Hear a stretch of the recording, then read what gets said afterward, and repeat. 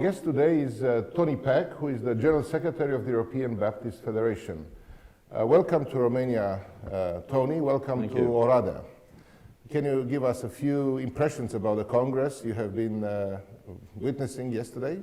Well, it's been great to be here, Otti, in Romania, and there was a very good spirit in the Congress yesterday. I received a very warm welcome, and I think there's a sense of expectation in the air. Of course, I know that there's going to be elections, and that's going to happen today. But I really felt that God was among us as we met yesterday. Mm-hmm. Thanks very much for coming. And Romania is a big part of the European family. And one of the issues that we face in our country in the transition time between communist times when religion was banned, was forbidden, in times of freedom, is how to be a witness.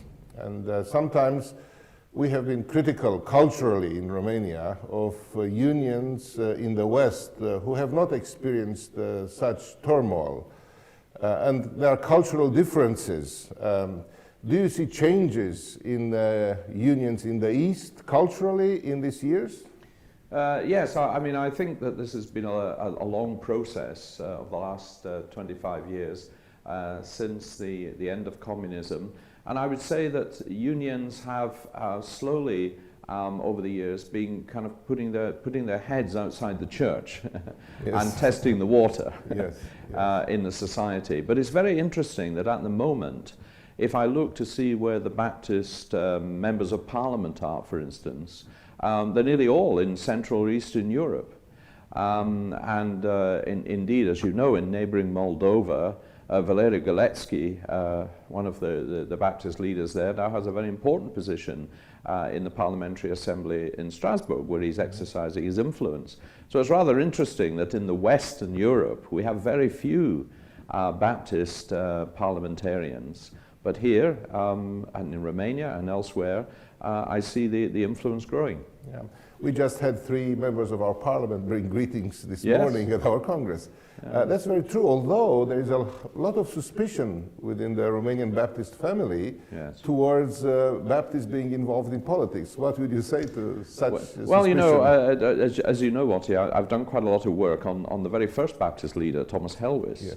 And of course, he's well known because he talked about religious freedom. But when I went more into his writings, it's very interesting that unlike the Anabaptists, who had a radical separation from the state, Thomas Helwys wanted to be involved. He wanted to recognize the then King of England, who was the authority, but he didn't want the king to dictate the individual conscience or dictate the direction of the church. But he still wanted to have this involvement in society. And I think that's where Baptists have placed themselves. I would say they've been almost critical friends to the state at their best. And I believe that should continue. It balances out if you like, the submission to the authorities, the kind of Romans 13 that we find, with the prophetic role of the church, to be able to hold the authorities to account. And I believe that at their best, that's what Baptists have done. That's a very interesting argument, because as I grew up in communism and my father was a minister, I remember that one of the arguments the authorities used was a biblical one, saying that give to Caesar what the Caesar deserves, and obey your authorities and respect them. And that was an argument against being prophetic in those days. Yeah. Obviously now, being prophetic in Romania, it's not necessary in that sense, because the country is not an atheistic country. It's not promoting something against Christianity. On the contrary, it's very Christian. But being prophetic is different now, and maybe the challenge is even more. And I would like to turn our eyes on the situation in the southern and southeastern Ukraine. And what do you think it means to be a prophet for Baptists there? Well, I think the Baptists in Ukraine have taken a very courageous stance, really. They have joined other church leaders in almost standing in the gap. They've been concerned that there will be a peaceful solution to this. In the Maidan, revolution of last year, there were many church leaders, including Baptists, who were present in that square. Many evangelicals were there. They set up a prayer tent. They were trying to minister to the people who came. And I believe that's often where we belong, right in the middle of the market square, if you like, but often trying to mediate between opposing forces. So I think the Ukrainians have done this very well. Even today, they are seeking still to be involved somehow in their society, dealing with this very difficult situation in southeast Ukraine. But I know about this, and I remember even in Romania this being mentioned. However, I also know I visited Moscow last summer, and I spoke with Baptist leaders there as well, and some of them feel uncomfortable with the involvement of that level of Baptists in the public square, not because it's the public square, but because some people feel that that becomes political. Yes, that's right. And I think we have to try and understand that in Russia today, the whole climate is against dissent. Yes. And if we regard our prophetic stance as a kind of dissent, if you like, then that's very difficult. So I don't want to be judgmental about that as a Western Baptist. Nevertheless, I do think that we need to look again at Romans chapter 13, which is the passage often quoted about submitting to authorities, and see that that cannot be true in an absolute sense. So personally, I would like to see a little bit more prophetic writing coming out of Russia about what is happening there, because I think you can still have loyalty to the state. Yes. But you hold it to account. Now, I think that's a concept that's difficult in Russia today, and so I do understand the situation they're in. But you know, they say that in a conflict, sometimes the first casualty is truth. And there's always a danger that propaganda actually, we kind of take it into ourselves, even as churches. And it'd be great if we can encourage some truth-telling, I think, between Russians and Ukrainians in this situation. Yeah, your sermon last night was about Christ being our peace. Yes. And I think it was a very powerful message, and we thank you for bringing that word from God to us. And it made me think, if we start from there, from the foot of the cross, as you pointed out, then there can be a common prophetic witness among Russian and Ukrainians and European Baptists, even in the situation, difficult as it is in Ukraine. Yes, yes, I believe so. I mean, one of the examples I gave last night, you remember, was not from here at all, from the Middle East, yes, where Palestinian evangelical Christians, including Baptists, are meeting with Jewish Messianic believers with whom they disagree about many things. But in this organization called Musalaha, reconciliation, they are trying to find a common understanding as believers, recognizing that the highest principle is not your loyalty to your country, but we have to try and emphasize that, as Paul puts it there, it was at the cross that the walls came down. You know, our citizenship is not here, is in heaven. There's a provisionality about our citizenship on earth, and I think that's difficult sometimes to tease out at a time of conflict.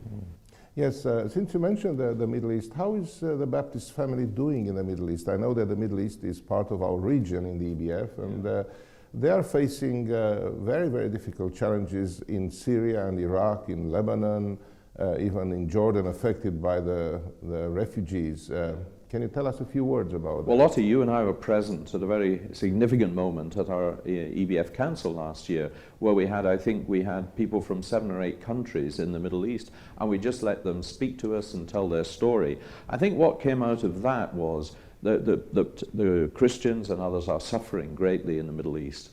But secondly, that they are not staying inside the walls of their churches. There's some amazing work going on among refugees in Lebanon and in Iraq, indeed, where we have a church in Baghdad that's reaching out to many refugees streaming in from ISIS.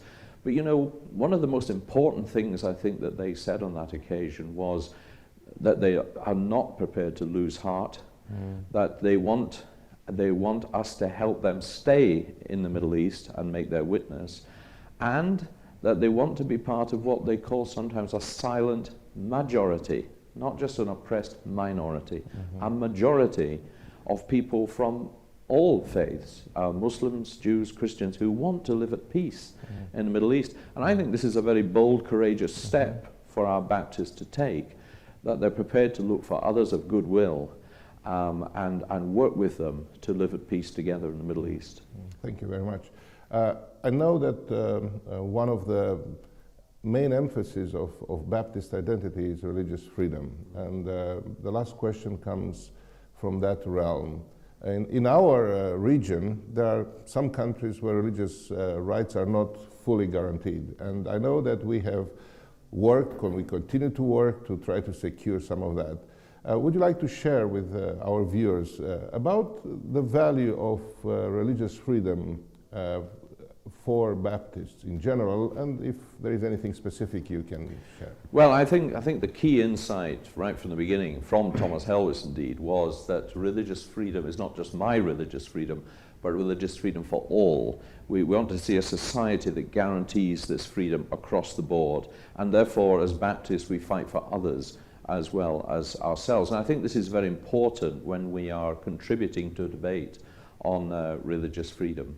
I mean, obviously, as you say, there are parts of our region where religious freedom has been under threat. And what we find we have to do as European Baptists is we join with others, European Evangelical Alliance, OSCE, other agencies who are about the same concern, because we need the help of one another. And we need to have good advice, sometimes good legal advice, to be able to confront authorities about religious freedom. I think of Azerbaijan. We've done a lot of work in Azerbaijan on religious freedom. For the Azeri Christians and Azeri Baptists, it's been very difficult. I think you know also, Oti, about the situation in Uzbekistan and Turkmenistan, where there is real persecution, particularly of indigenous Baptist groups, you know, amongst the Turkmens and the Uzbeks.